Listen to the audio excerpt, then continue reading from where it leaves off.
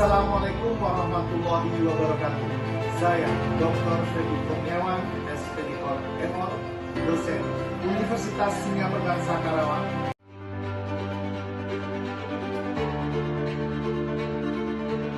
Manajemen ASN.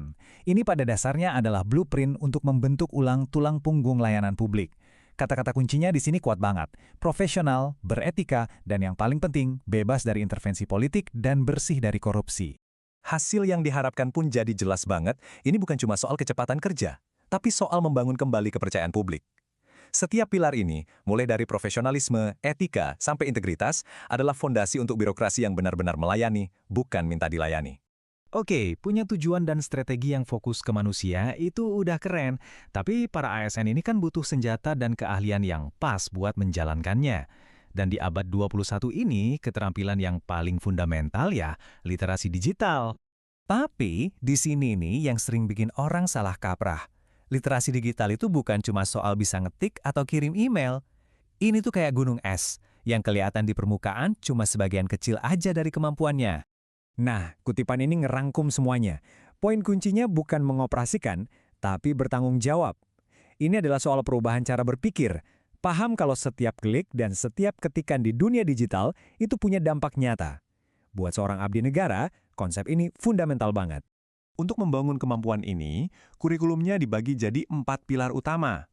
Ada kecakapan teknisnya, lalu budaya kerja digitalnya, etika saat berinteraksi online, dan tentu saja yang nggak kalah penting, keamanannya.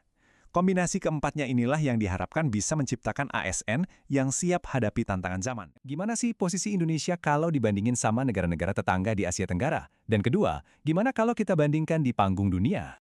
Di kawasan Asia Tenggara, Indonesia ada di peringkat ke-7 dari 11 negara pada tahun 2017.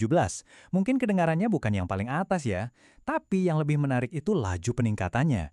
Indonesia justru menunjukkan salah satu pertumbuhan tercepat. Ini jadi tanda kalau ada momentum yang sangat positif.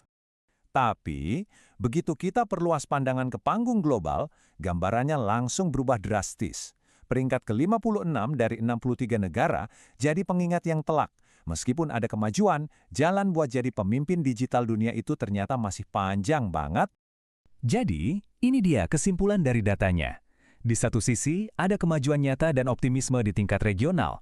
Tapi, di sisi lain, tantangan di tingkat global itu masih sangat besar.